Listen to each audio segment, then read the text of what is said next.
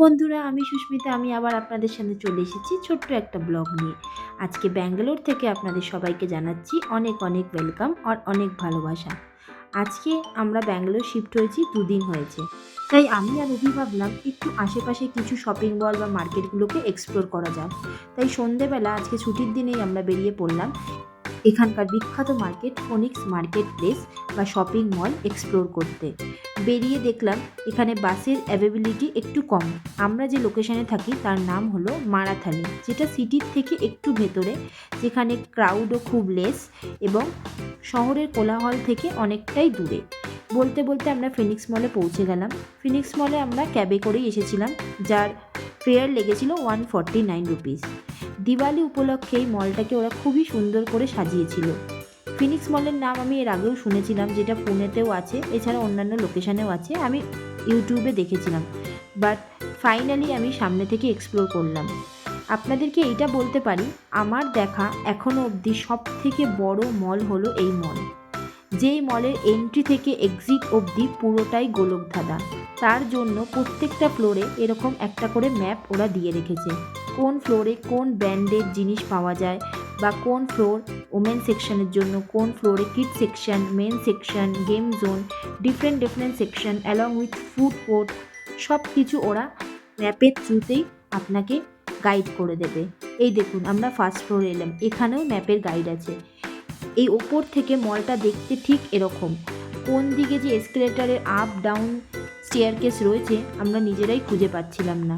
Just গোলকধাঁধা ভুলভুলাইয়ার মতো লাগছিল। তাও যতটা আমরা পেরেছি এক্সপ্লোর করেছি। বিভিন্ন ধরনের এখানে ব্র্যান্ডেড দোকান রয়েছে।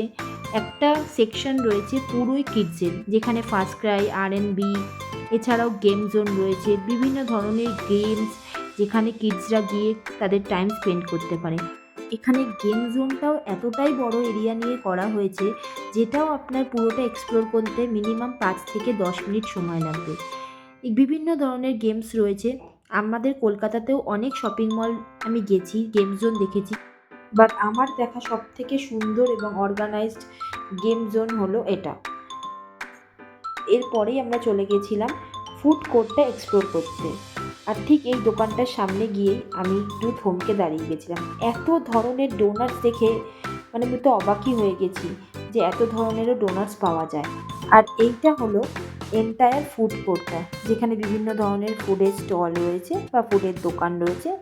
এরপরেই আমার চোখে পড়লো মিনিশো স্টোর, যেটা আমার খুবই ভালো লাগে।